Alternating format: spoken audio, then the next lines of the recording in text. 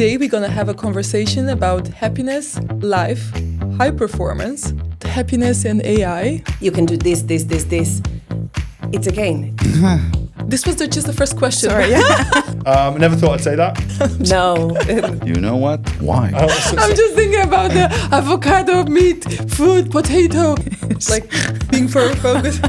And I'm running, not ready, in underwear. Oh, will she come in her lingerie? Like You have to schedule sex. Put it like that. All we need is love. Relocate to happiness.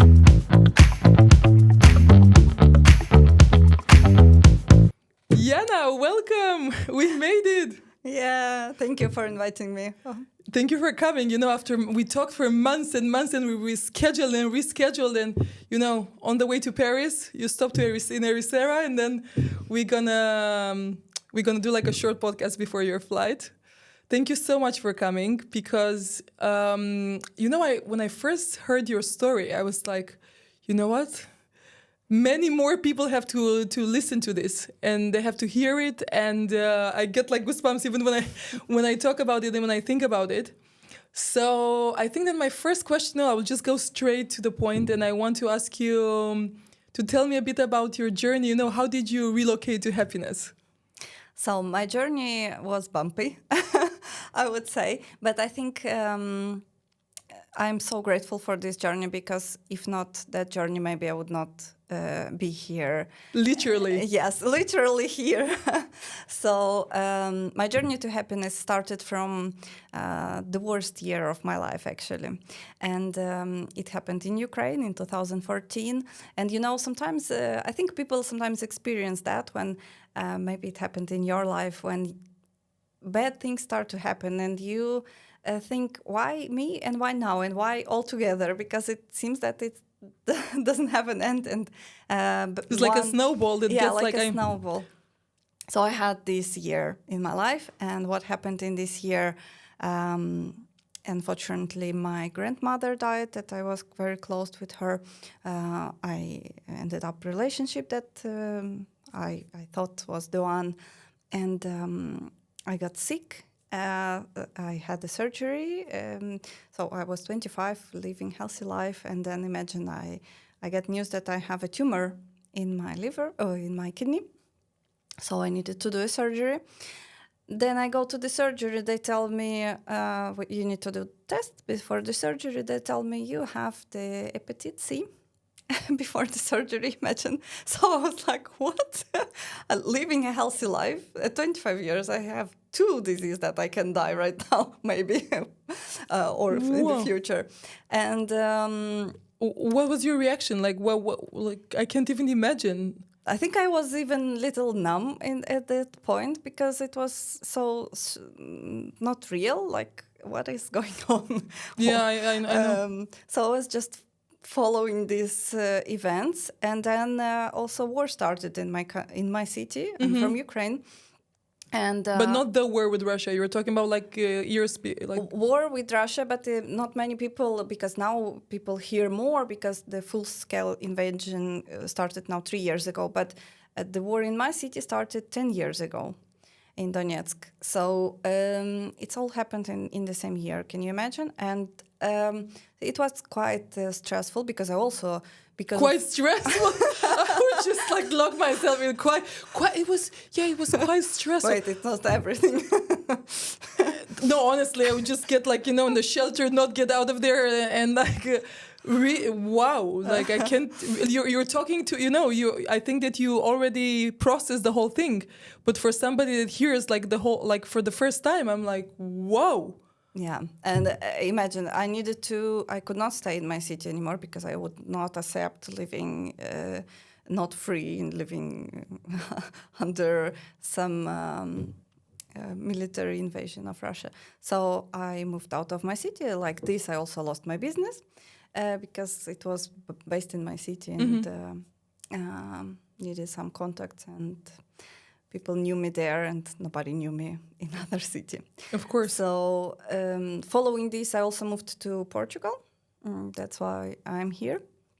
You told me like with the refugee visa, right? Like yeah, I had a refugee visa.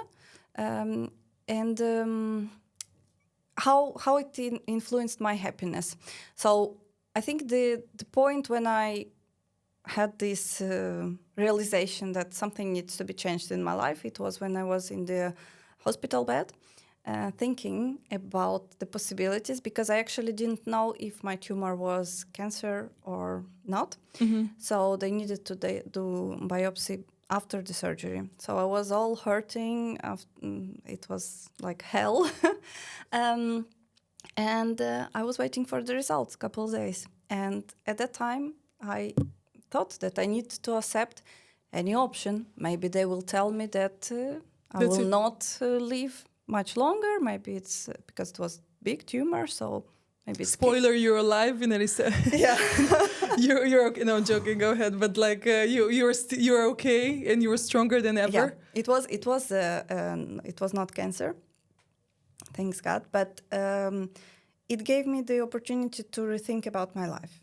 And when I was thinking about it, I understood that I didn't live happy enough. I cannot say that I was super depressed or no. I think I was like average, but I understood that this is not what I want. If I need to die now, I'm not happy with how my happiness level living was, and I understood that I lacked purpose in my life, and that's helped me so much. I actually think that thinking about death is very positive thing if we think about it not with fear, but I didn't get yet to that level.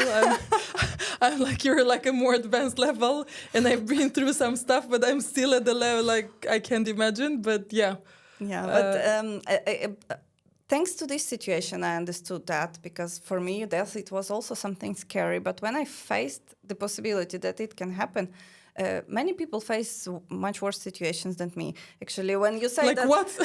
Like let me think about like give me like what is worse, like to be 25 on a bed like in the and they tell you that you have a tumor, like some people face really not curable diseases. I think when you said that my story is something interesting, I think, oh, my story is just like I didn't have any big story. It's just no, I think that you should small definitely problems.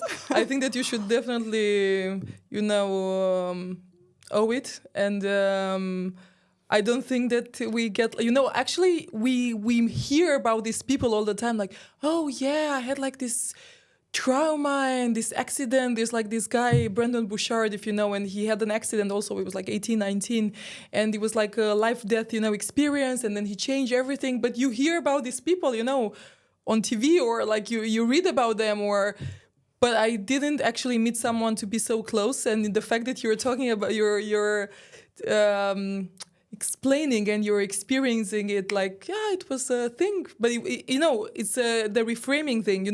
You probably said, okay, it was my wake-up call, and this is where it was really my wake-up call, and I promised myself that doesn't matter how much time I have in the future, I will make my life worth it. And when I will be dying on my last breath, that I will think that I lived life great, the maximum that I could of happiness and purpose. And also on that moment, I understood that I want to help people. I didn't know yet in which area, but I was working in the decoration area before. And it helped me to actually become unconditionally happy after. That's the feeling that I can say that I experienced after these events. Not just because of these events. There was many, of course, it's not... there were a lot of circumstances. Yes, I always did some my inner work. I always loved psychology, so maybe some exercises that I did also influenced that. But that moment when I realized that I have this unconditional happiness, for me it was really like something before and after, like I was thinking about it and I was surprised how I lived 25 years without knowing that you can live life like this, really? So why people don't know about it? So my first idea after a couple months of realizing that this inner feeling of happiness changed forever. It's not like some temporary high emotions that something I feel great now. No, I felt that it's profound, and I understood that I want to share it with people. That's beautiful. Yeah, but I understood that just my experience probably will not be enough. That's why I decided to study happiness from scientific point of view. So wait a second. First of all, it's amazing and it's inspiring, and I think that you should definitely. I can't say don't take it for granted, but I think that you should really, really understand that it's a very special story, and I'm very happy that you are here with me and you're okay. And I'm not afraid of many things in life, but like health is one of them, and it's not something that you can control it, but it's not up to you. How you said, like I was living a healthy lifestyle, and then all of a sudden you get this news, like you don't know what it is. But I want to stop for a second. You mentioned unconditional happiness, and I want to ask you, what is happiness for you today, and what is like this term of unconditional happiness? How is it different from the regular happiness? Can I say that? Okay, so I think most of the people, they chase conditional happiness, and even many maybe people don't chase really happiness because many people don't understand what happiness really is. I think it is really important to understand. Of course, there is no one definition, and everyone defined by themselves.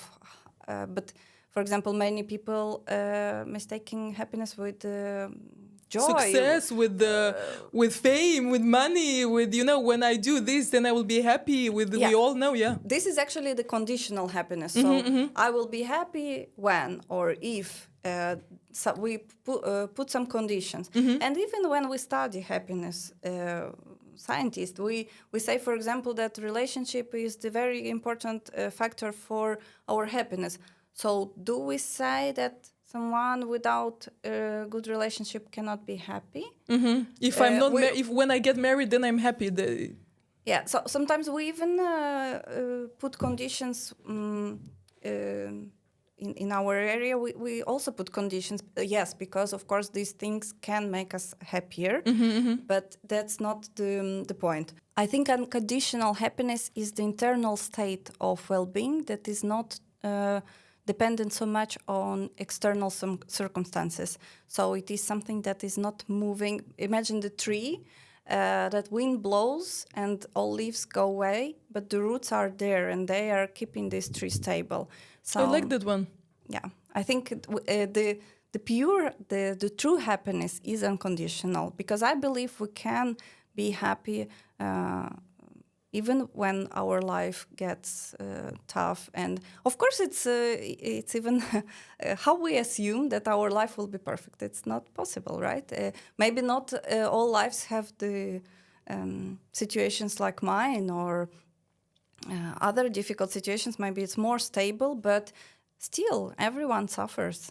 It's part of our life. So unconditional happiness is acceptance, probably of all the life situations that can happen, all the states. So if you ask me how I defined happiness itself, for me the best definition is combination of purpose and pleasure. So just pleasure is not enough. Positive emotions, not enough. We should have some purpose as well. So let's go on. I wanted to ask you something else, but then that you mentioned purpose. So how important is actually purpose for long-term happiness? I think it's like a key for long-term happiness and unconditional happiness, because if you know why, you can bear anyhow, right? So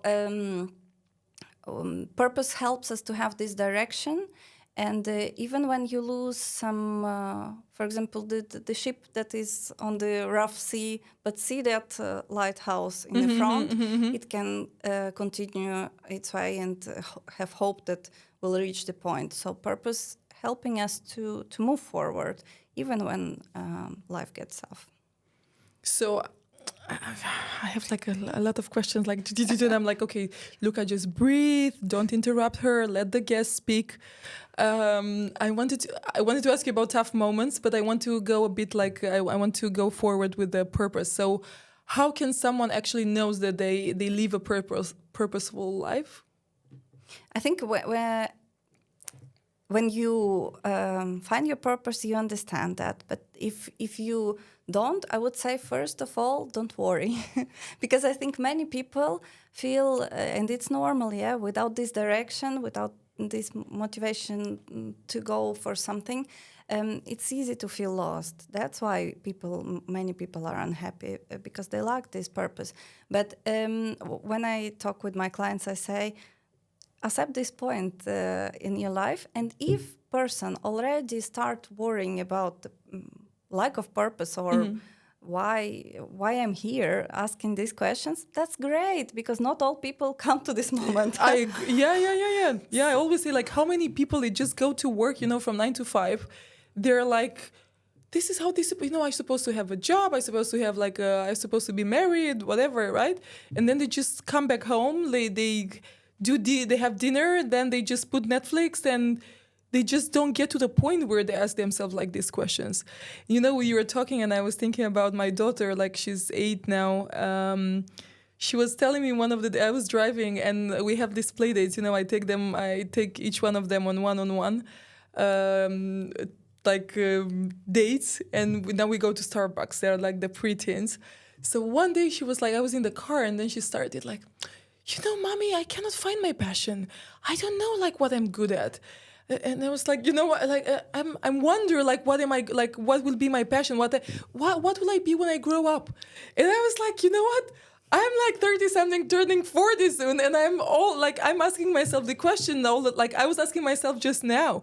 And it's just fantastic to see, like the kids nowadays, like the awareness that they have is like, and I said, you know what, you just should try like more and more things, and then you're going to find something. It's good, because they started so many after activities and, after clubs and stuff. And like one day we are like doing surf, the other day we're doing skateboarding, and the other day, like trying, and then they just quit. And then I was like, what should I do? Should I really insist? Should I really push forward? Because like sometimes it's like more difficult, before it becomes easier. Anyway, so I wanted to say that she was like, what is my purpose in life? Like, what will I be when I grow up? And she's 8, and I was like, you know what? I'm sometimes asking myself, like I was asking myself this question, not a while ago, So it's nice. Yeah, so it's normal to ask this question, and it needs some time. So it's okay to not know for sure. Maybe it's just behind the corner, or maybe you will still need some time to figure it out. You actually can. If you already came to the point that you're searching and you know that you need to find your purpose, you can discover it. There is techniques, for example, recently that I made the certification of life purpose trainer, and there you have a framework how you can actually discover your or came closer to your purpose. Maybe you even will not discover it completely after completing this program, but you will become closer to it. So if we talk about purpose as a job, as something that you came here for, it's combination, if to say shortly. Your purpose is crossroads of your talents, your passions, and your values.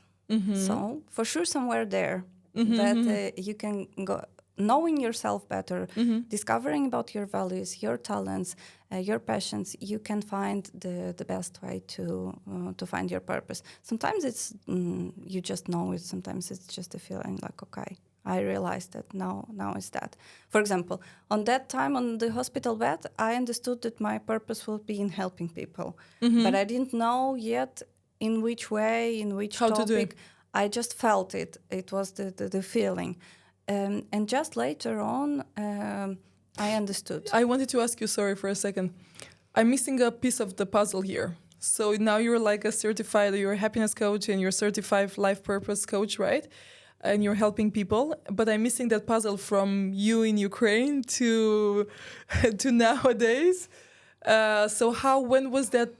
When did the gap, like you left it, right? Like you left Ukraine? I left Ukraine. I moved to Portugal. And of course, the first months in Portugal, it was also difficult. Imagine, after this year, more of that, you are moving to a new country. Oh, you were bored? Wait a second. Let's get to a new country. Let's relocate here and see. Yeah, the first 2 years, like in a relocation, are crazy. Yeah, so it was also a difficult moment because adaptation was difficult for me because I didn't plan to move to other country. It happened, just happened. Yeah.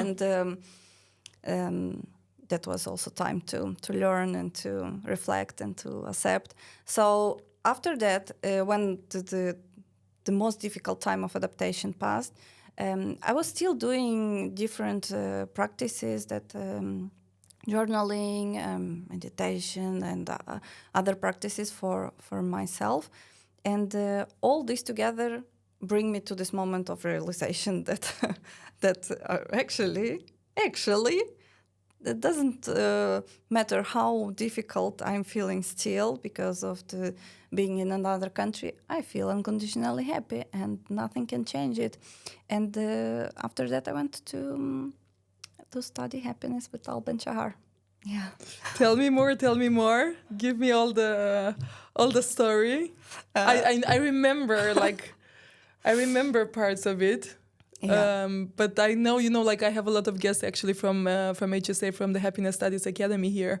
And it's just so beautiful to see, how many lives he has been impacting and how their, people's life, their life's course just changed after this 1 year program journey that, it goes on and on. Yeah. So for me, it was the program itself for me was I didn't go to this program to find happiness that I think many people probably go there to find, and it's great reason to do this program. For me, it was really to fulfill my purpose. So for me, it was like super important because I understood that because I didn't know about another such a great program about happiness, and I actually didn't have money for. You want me to tell you the story? I don't know. You tell me you tell me what you want. I remember some parts, like whatever you feel comfortable in talking. But I think it's like again, it's not common sense. Yeah. And I don't think that I think that you really have a very special story. You have a few special stories. And yeah. Okay, so I will tell you this story. I didn't have money to really. It's a quite expensive course, especially for someone who lives in Portugal alone, without like any support system. So I decided that I need to take this course. This is my purpose. I need to follow it, and just with Tal Ben-Shahar. And then, so I decided that I need to take this course, and I didn't know how I will do it. I made the first payment. I had like 10% discount of early bird or some, not early bird, but some promotion on email. And I used this discount, but it was still like, I think 300 or 400 euros per month. And for me, this was crazy money at the moment. And I thought, how I will manage it?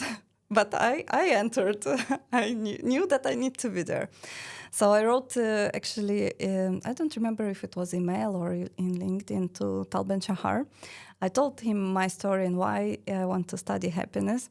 And I said that maybe there is other opportunity for the discount because, brands sometimes and brands and companies and schools, they sometimes give some scholarship or some discount, bigger discount than 10, maybe 20%. For me, it would be already a blessing.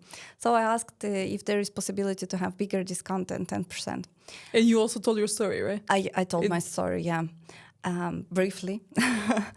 And when he answered to me, he said to me, Yana, I offer you this program. Every time I speak about this, I want to cry because for me that was like the best. You're crying, you're making cry. And then we're gonna be like, listen, I have makeup on, so you cannot make me cry. We cannot cry. But No, you can cry here, but I didn't bring like the tissues. The tissues here. So yeah, that was the best gift that probably anyone gave to me, not because of its price, but because of its value. For me, because it was really and something that I wanted to do not for myself but for other people. So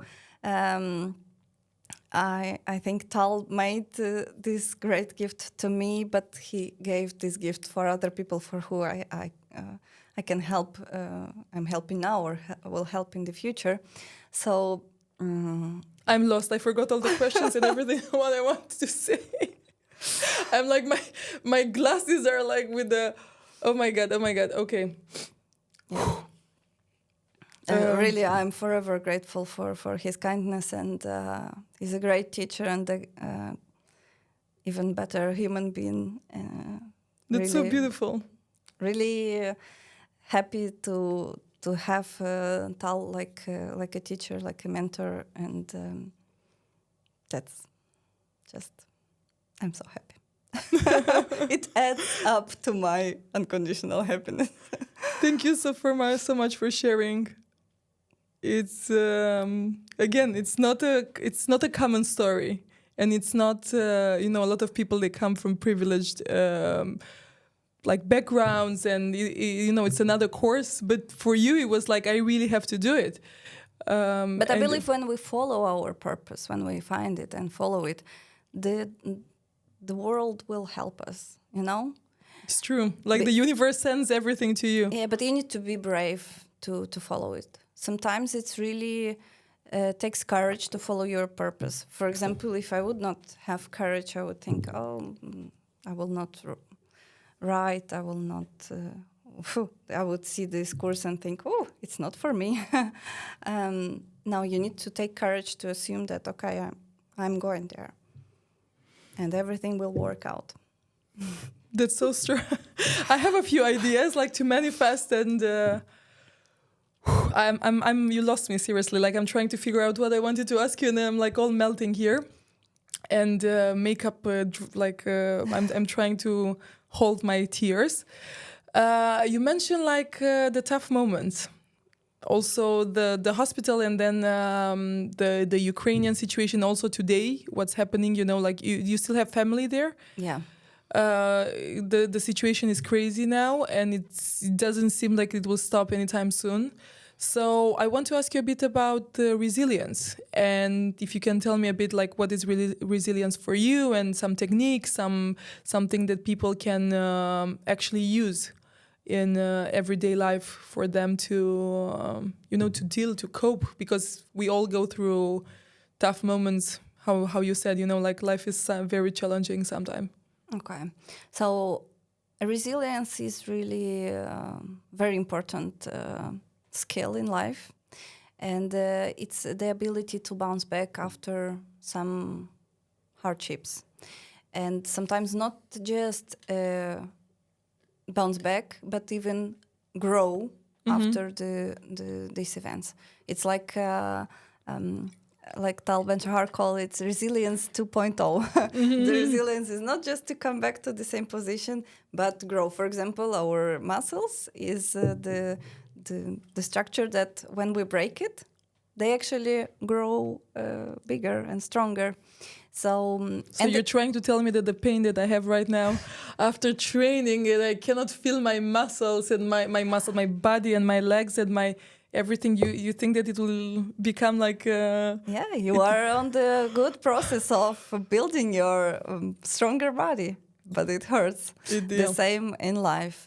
For example, for me, this tough year was this possibility to have post-traumatic growth, not post-traumatic stress, sometimes it happens, but post-traumatic growth. And actually, the possibility to have post-traumatic growth even bigger than have than to have the post-traumatic stress disorder. But it also depends on how you see the situations. There's a research about it also, right?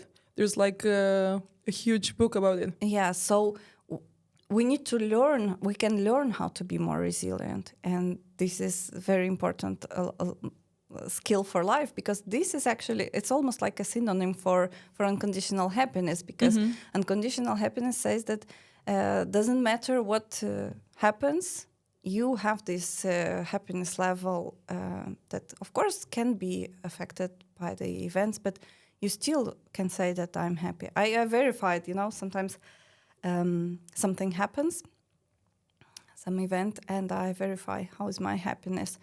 Like, I suffer at this moment, yes, really, or I can have burnout or stress or something, or war in my country. How do I feel? Of course, I feel sad because of that, but I'm still happy. It was super important to really understand this thing that there are like situations where you can actually, you have an influence on them, and situation that you cannot like change. And war, or like the Wall Street, or I don't know, like all this stuff that they're like, you mentioned the war in Ukraine, and you cannot change this. You don't have any power to do anything. So I think that in the moment when you have like, when you realize that the only thing that you can control is yourself and your reaction to this stuff, I think it's very important to it really affects your happiness and your mood, and yeah, because it's something that also keeps you floating, keeps you as we said before, when we have some situation when difficult moments happen, it is part of our life, part of our journey. So you can see two different people with completely the same situation. One person will get depressed, completely out of normal life, and another person will see this situation, okay, but I will be moving forward. It's the opportunity to grow. So it's also about mindset. So you asked how we can, I think you asked, right? Yeah. How we can be more resilient. It's shifting our mindset to acceptance again, the same as unconditional happiness is acceptance of imperfect life. We will have problems, we will have pain, and we need to be ready for that and see the situation. Use the technique of reframing. So how we make questions, how we see the situation. For example, not asking why it happens to me, why again, why me, but asking what can I take from this situation. What can I learn from it? What can I learn? Sometimes it's difficult in the moment, and maybe you need to wait for storm to pass to reflect about it. But I like very much the exercise to write the most difficult moments of your life. So journaling, basically. Yes, journaling, and write. So these moments, difficult moments, what did they bring you? When I did this exercise, I realized that exactly what I told you in the beginning, that this, the most difficult year of my life, actually made me happy. So happier after. Happier, yes. For example, I understood that some situations made me stronger, or made me value some things more, or made me more creative because I needed to find a solution. So we don't see it maybe so much on the moment when something happens, but after time, we can reflect on that. We also can work with our physical body, because resilience is also we have physical resilience, right? So we need to be ready for some challenges, and we can challenge our physical body. For example, swim in the cold water.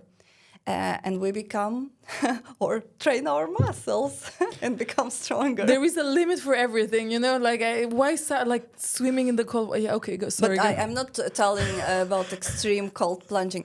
I think you good. I did an ice bath, you know. You did? I did with the people from the Erisera lab. I did it, and it was just like, you know, I was like thinking about it before going to sleep. I was literally thinking, I was like, how the hell did I do that? I hate cold, like not ice. I hate cold water. It was just like the highlight of my day. But you became, after doing that, you became more resilient, both physically and mentally. Physically, because you gave this stress to your body, and mentally because you overcame something that you thought is impossible. Yeah. I cannot do cold showers, you know, like me in an ice bath, like for God's sake, like no. I get it. Sorry, I interrupted you. No, it's okay. So, that's the example that shows very well how it influences our physical and mental resilience.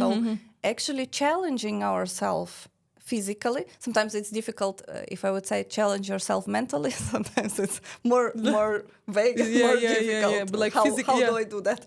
Physically, we easily understand how we can do it, right? Do something that you never did. Try, I don't know, climbing, swimming in cold water, hiking a long distance, anything that to challenge your body. And our body and mind are connected.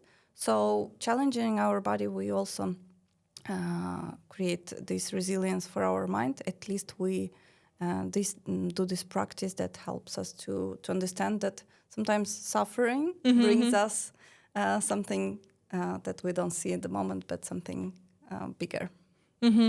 So you were talking, and I was thinking about something, like two things, like short things that what I recommend, but like something that I learned recently.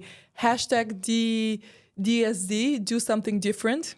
Like you cannot get the same results doing the same things over and over again. So, you know, try something different. And another thing that I really like is like action leads to clarity. When you take action and when you're you know, like you don't always do the same things, like the right things. But without doing anything, you won't even know. But with trying and trying, then you're gonna get clarity about what you're doing. And another thing that I wanted to mention was the recovery. There's a myth about people, you know, that like everybody thinks that if you're happy, you have to be happy all the time, which is like a bullshit. Sorry, excuse my French, but this is not true. So no, I think if I can tell you from my point of view, it is possible to be always happy, but it depends how you perceive happiness. If you perceive happiness as a positive emotion, of course it's not possible. You cannot be always joyful, joy, happy. Like smiling. I think there is a level of happiness that can be always present. As I told you, like for example, I reflect and I think, okay, now it's tough moment. I experience painful emotion, but I still feel this happiness inside of me. But then you recover much faster. When you have like a strong psychological immune system, when it's like when you have all these techniques and all these tools for you to not to fight it, but like to cope with it. Okay, I can grieve now and I can go through this and I can, you know, be very upset and experience painful emotions.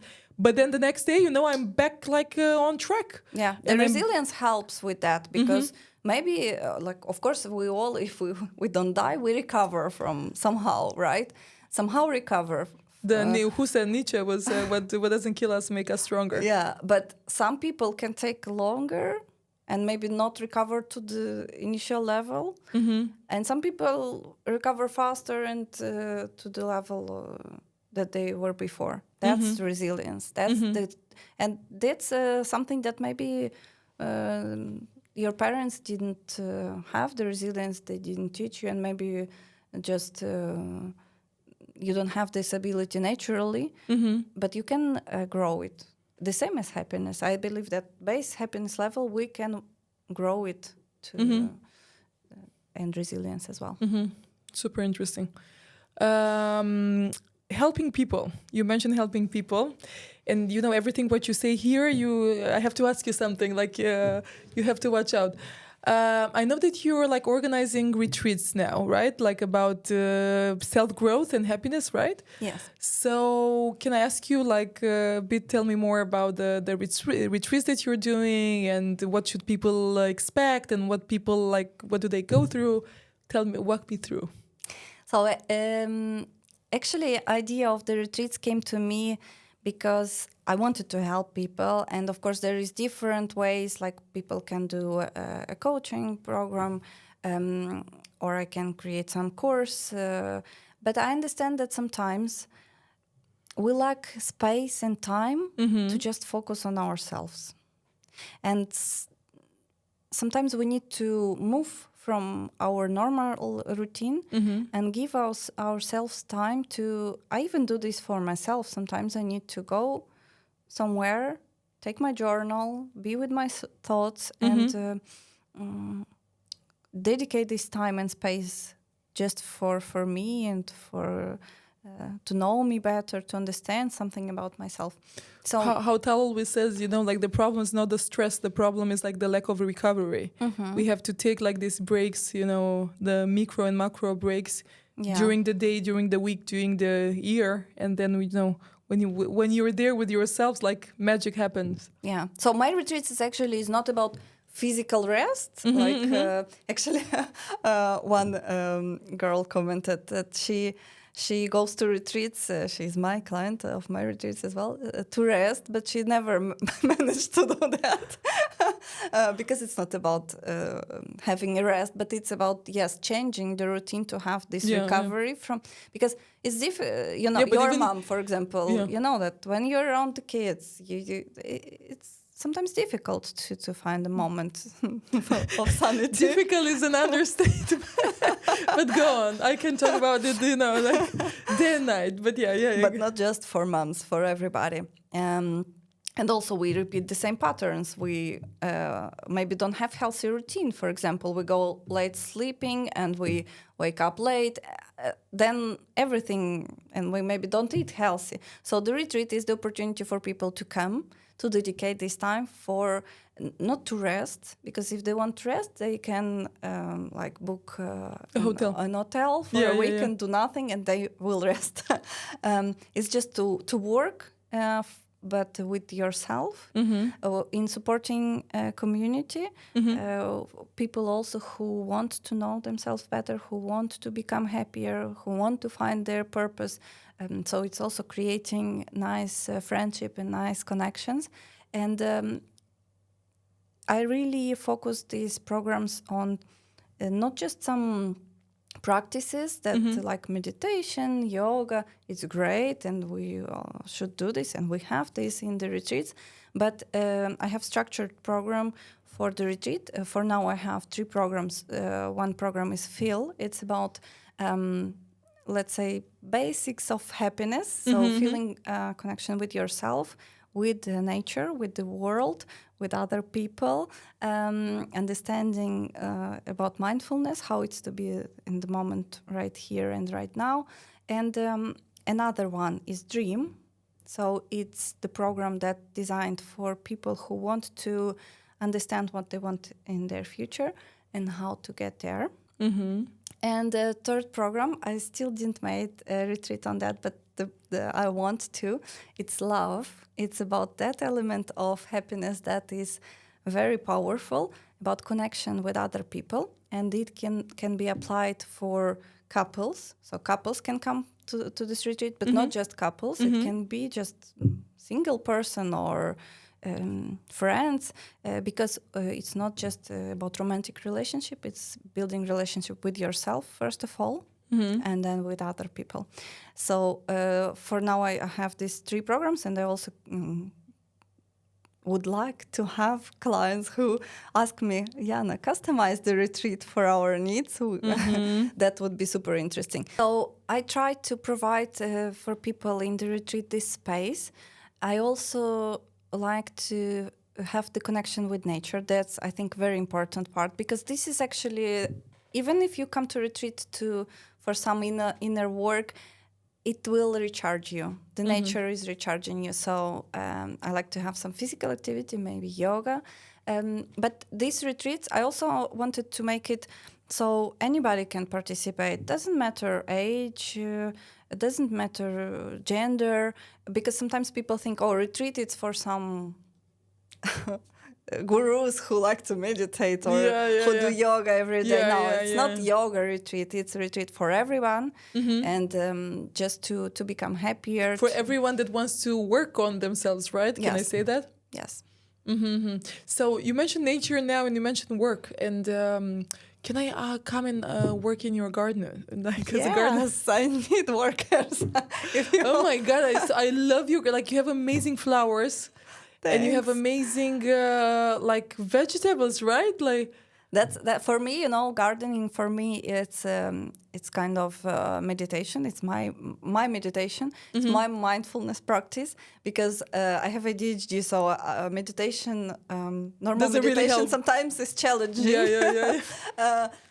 Because it's difficult to sit on one place. But when I do gardening, my brain is like off. I'm just there. So I really advise all people to restore this connection with nature. I've seen you also have some plants. I have, but I noticed. You know this, but I don't touch them, and I don't want to take credit for that. It's just my husband and the help. Like But yeah, I'm, come to my garden too. yeah, definitely I need to. But when I was a kid, you know, like in my grandparents' house, I was like really helping.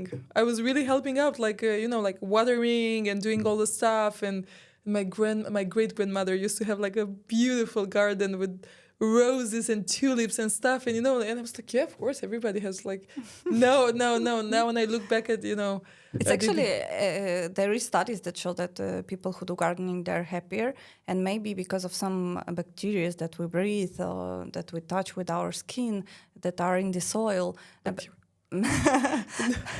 I'll put the gloves. Okay, go on. But even breathing, that Yeah. that elements that come from soil, it's healthy. But I think it's also because we lived thousands of years of like this. People lived in contact with nature, and now we don't. If we Exactly, live in yeah. the city, how many people touch Actually- soil or plants when we do some maybe Sunday walk? But it's not enough. I think we should do this more, and it will bring us happiness. And I also think, you know, I think it's associated with older people, like gardening, if you're asking me. When you're like getting retired, you know, I think that we should bring it to the younger generation also. A lot of people like, yeah, of course, when I, like, this is how I used to think, you know, when I retired, I will have time for gardening. I don't have to do now, and I don't have to work my hands. But yeah, like, I think it's how you said, like, it really raises your level of happiness, and it really connects you with the nature.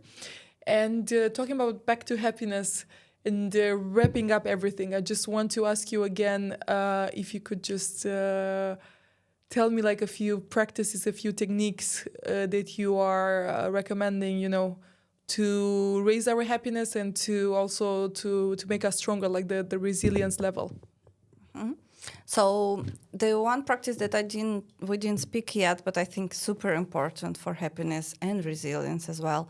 It's a gratitude practice. Like that's for me, it's number one. It always helps me. I do this every day, and I recommend everybody. It's super simple. Like just think about or. Think it's not actually a good way. I advise to write, because thinking, you start to think about other things. Write 3 things that you're grateful for today, and try to not repeat and find new things to be grateful for. Do this at the same time every day, and you will see your life changing. If you didn't do this before, you will really see the change. It's mindfulness practices, of course, and mindfulness is not just meditation. It's, as we talked, journaling. It's a great tool to discover yourself, to understand something about your happiness, to grow resilience, analyzing and thinking about some situations that happened with you before. So that's a great tool. Generally, self-discovery and discovering your purpose, which is very important element for happiness. It's a great way to become happier. But of course, there is many practices. Yeah, Just a few. Yeah. The ones that you actually tried and they work, and the ones that you recommend the most. I would recommend, to focus for somebody who is just starting. Focus on the gratitude and mindfulness practices for the beginning, and take care also of your physical body. because this is something that this is our physical structure that helps us living and moving. And of course, if we are physically exhausted, we eat bad, we sleep bad, we don't drink enough of water. Of course, this will influence our mental state, our happiness, so we cannot operate as an organism. It's like iPhone without a battery charged. We are uncharged, so we need to take care of these basic things for our body and mind, and starting from there. But small steps, because sometimes it's a lot of advice out there. Exactly. In the internet. We just talked for lunch now. Like, if you look at like what you're allowed to eat and what you're not allowed to eat, then you're like, ooh, like you're not allowed this and this and this and this, and like, okay, what do I actually eat? Yeah, sometimes people feel overwhelmed and they think, oh, that's so many things that I need to change in my life. No, I better not start. Yeah. But no, it's not. It's about small steps. Really, if you do one small, it will also make you proud of yourself. Exactly, Okay, yeah. today I did a gratitude practice. I spent 30 seconds on that. That's great. Like, celebrate every small step. Today I didn't bought junk food. I eat vegetables. Great. That's a great achievement, like small steps that will bring. If I would focus on perfection, that I want to find unconditional happiness, and we actually know from study that people who focus on happiness and say that it's important for them, They're the most unhappy. Yeah. yeah, it's difficult because they strive for this perfection. I want to. It's not. There is no. All or nothing. Yeah. So our goal is to become happier. I say unconditional happiness as the best form of happiness, but also my unconditional happiness can be even better every day. So it's not striving for perfection, it's just moving towards a happier life and growing this optimism also. It's important. So small steps. Thank you so much. Thank you so much. It was a for pleasure having inviting. you. And the time just, flew when you're having time. Always a pleasure to talk with you. So, yeah, I'm waiting for the updates, for everything. And I'm waiting for a formal invitation to come to your garden and to one of the retreats. It's registered. She's invited. Every day. I will put her to work. Thank you. Thank you. Relocate to happiness.